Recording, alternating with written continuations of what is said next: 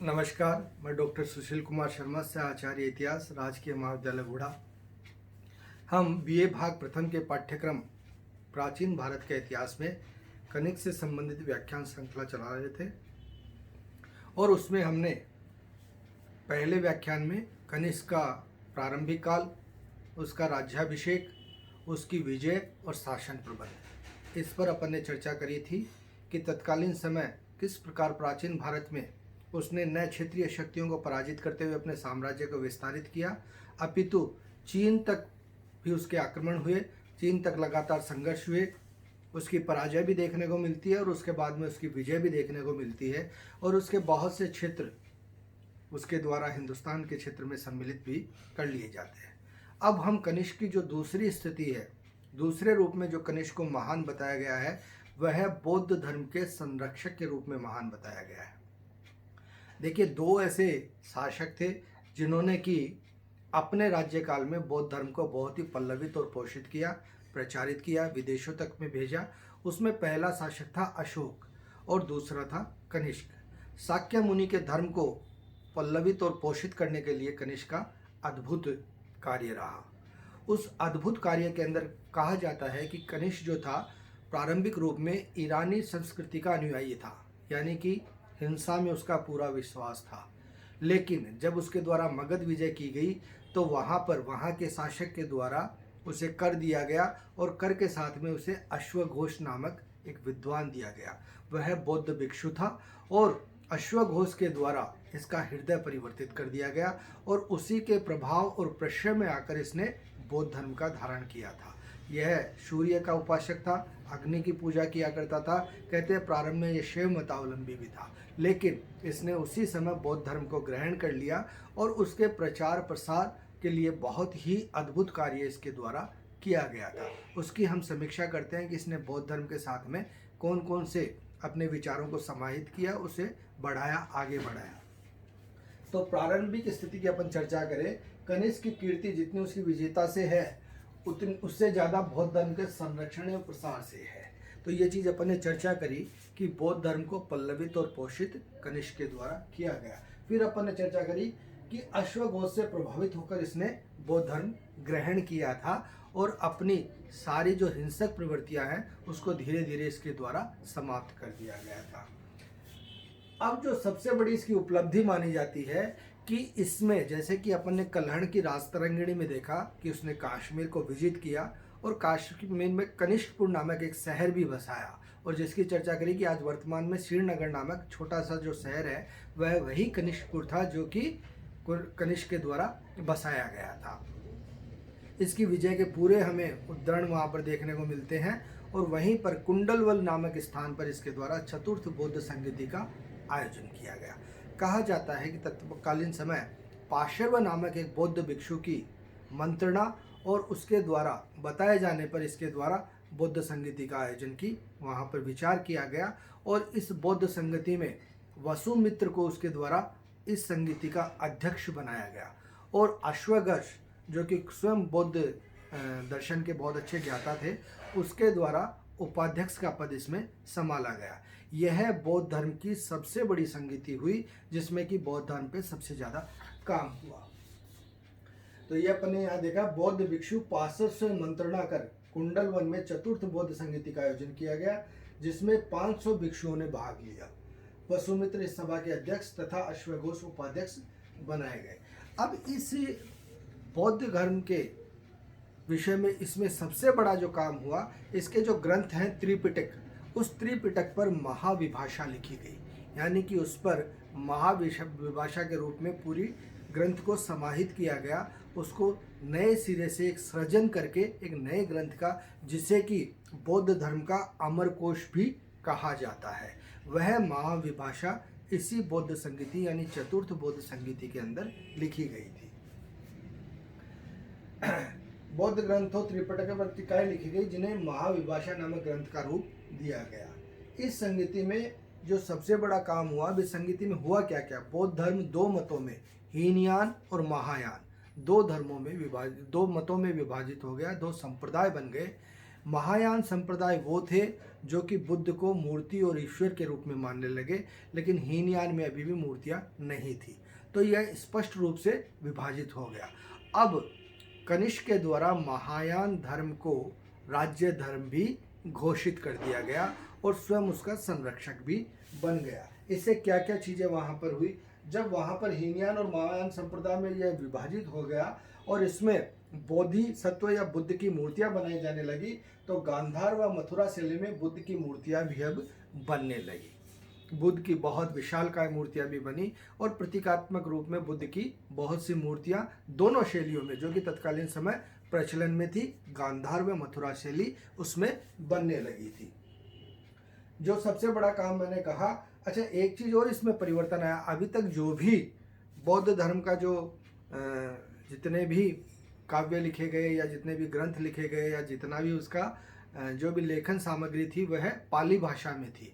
लेकिन महायान संप्रदाय का जैसे ही उद्भव हुआ और यह चतुर्थ बौद्ध संगीति हुई, तो इसमें जो महाविभाषा लिखी गई वह संस्कृत भाषा में लिखी गई। संस्कृत भाषा का प्रयोग महायान संप्रदाय में होने लगा। कनिष्क ने महायान संप्रदाय का साहित्य संस्कृत भाषा में छपने लगा, संस्कृत भाषा उसकी बन गई। कनिष्क ने महायान संप्रदाय को राज्य धर्म घोषित कर स्वयं उसका संरक्षक बन गया। ये मैंने आपको बताया कि कनिष्क ने राज्य धर्म के रूप में महायान संप्रदाय को इस समय यानी कि पूरा राज्याश्रय या प्रश्रय उसको प्रदान कर दिया गया था। कनिष्क का अब बौद्ध धर्म के प्रचारक के रूप में कैसे रहता है, जैसे कि अपन ने अशोक के समय देखा था कि अशोक ने धर्म महामात्र नियुक्त कर दिए थे, यानी एक पूरा विभाग उसके द्वारा बना दिया गया था और विभाग बना करके धर्म महामात्रों के द्वारा केवल धर्म के ऊपर कार्य करने के लिए उसके द्वारा उसे प्रतिबद्ध कर दिया गया था। धर्म की सारी व्यवस्थाएं वो देखते थे और धर्म को किस प्रकार से प्रचारित और प्रसारित किया जाए उसकी व्यवस्थाएं उनके अधीन दी जाती थी। तो कनिष्क के द्वारा भी इस धर्म को प्रचारित और प्रसारित करने के लिए अद्भुत काम किया गया। वह क्या था, महायान संप्रदाय प्रचार के लिए विदेशों में भिक्षु भेजे। इसके द्वारा भी जैसे कि अशोक ने भेजे थे वैसे ही इसने भी भिक्षु भेजे और उन भिक्षुओं के भेजने के कारण जिसमें चीन, जापान व तिब्बत आदि देशों में महायान, ये बड़े बड़े देश जो आज बौद्ध धर्म मावलंबी है, बौद्ध धर्म मतावलंबी है, वह इसी के प्रयासों से वहाँ पर प्रचारित और प्रसारित हुआ और आज उनका राज्य धर्म भी बना हुआ है, राजकीय धर्म भी बना हुआ है। बड़े बड़े देश जिसमें चीन, जापान, तिब्बत और न जाने कितने ऐसे देश हैं जिन्होंने इस धर्म को अपने अधीन किया।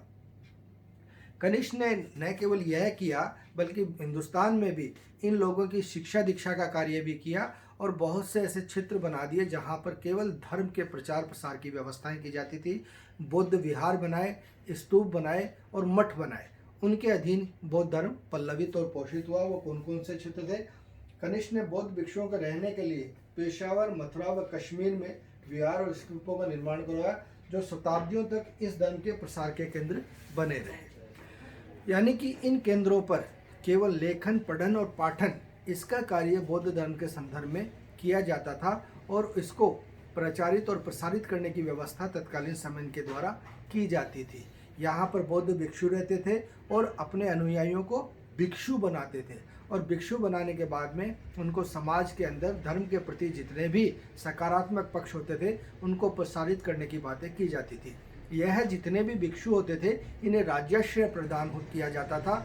इन विहारों और स्तूपों में इनके रहने, खाने और इनके भ्रमण करने की सारी व्यवस्थाएं राज्य सरकार के द्वारा की जाती थी और वह इन व्यवस्थाओं के अधीन इस धर्म को प्रचारित और प्रसारित करते थे। तो यह एक ऐसा क्रमबद्ध और एक ऐसा व्यवहारिक पक्ष के साथ में यह धर्म को प्रसारित करने का काम कनिष्क के लिए किया गया, जो कि अपने समय में अद्भुत था और कनिष्क को बौद्ध धर्म के संरक्षक के रूप में, महान शासक के रूप में प्रतिस्थापित कर देता है।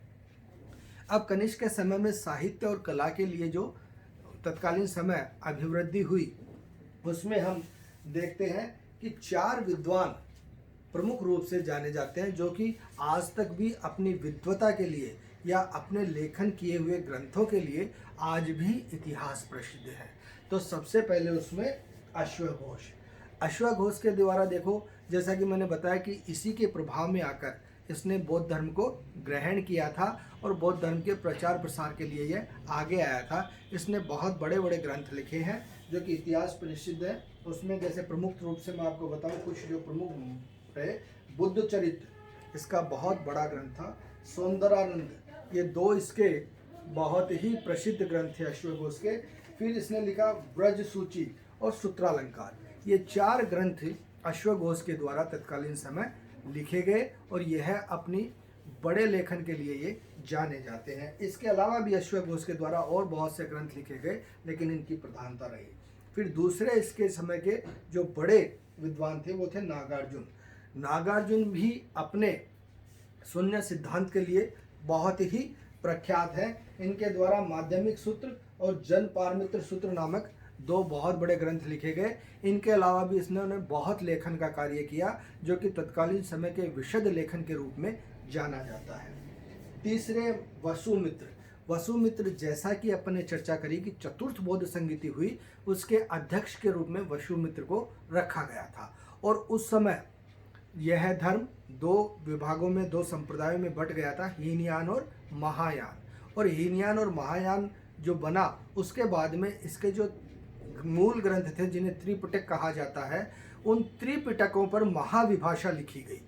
यानी कि बौद्ध धर्म के सार के रूप में हम इसे कह सकते हैं कि बौद्ध धर्म का सार क्या था, बौद्ध धर्म के सिद्धांत क्या थे, बौद्ध धर्म की प्रबल सकारात्मक व्यवस्थाएं क्या थी, वह सारी महाविभाषा में संकलित की गई।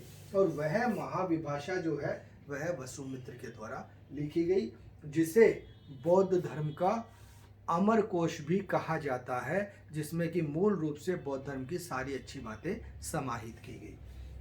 और चौथे उसके समय में जो महान, जिसे अपन तत्कालीन समय आयुर्वेद के पितामह भी कह सकते हैं, वह हुए चरक। और इन्होंने लिखी चरक संहिता, जो कि आज भी वर्तमान परिदृश्य में भी आयुर्वेद की सबसे अमूल्य निधि के रूप में उसको जाना जाता है। और आज भी जितने भी आयुर्वेद के जितने भी नुस्खे होते हैं या जितनी भी आयुर्वेद पद्धति की जितनी भी शिक्षाएं दी जाती हैं, उसमें चरक संहिता ही मूल रूप से प्रमाणित मानी जाती है। चरक अपने समय के सबसे बड़े आयुर्वेदाचार्य थे, सबसे बड़े आयुर्वेद चिकित्सक थे। चरक ने तो अपनी आयुर्वेद समीक्षा में, चरक संहिता में आयुर्वेद सर्जरी तक की व्यवस्था उसके द्वारा बतलाई गई है। तो ये 4 बहुत बड़े लोग इसके समय में हुए, जिन्होंने अपने अपने क्षेत्र में अद्भुत कार्य किया। और तत्कालीन समय इतनी बड़ी विद्या को ये लोग दे करके चले गए, जो कि वर्तमान परिदृश्य में भी आज 2000-2500 साल बाद में भी बड़ी पारंपरिक और तार्किक व्यवस्थाएं हैं, जिनकी व्यवस्थाएं उस समय कनिष्क के समय में की गई। यह तभी संभव हो पाया कि कनिष्क इनको पूरा राज्याश्रय देता था, उनको पूरा प्रश्रय देता था और इनकी व्यवस्थाओं को आगे बढ़ाता था। इन सारी व्यवस्थाओं के आधार पर, इन 2 पक्षों के आधार पर हम ये कह सकते हैं कि कनिष्क जो है वह प्राचीन भारत का महान शासक था, जिसने न केवल अद्भुत विजय करी, चीन तक को पराजित किया, अपने क्षेत्र को विस्तृत किया और बौद्ध धर्म के प्रचार और प्रसार के अंदर और अपने समय में अच्छे लेखन और आयुर्वेद के अच्छे कार्यों के लिए, चिकित्सा के अच्छे कार्यों के लिए भी इसके द्वारा व्यवस्था की गई। धन्यवाद।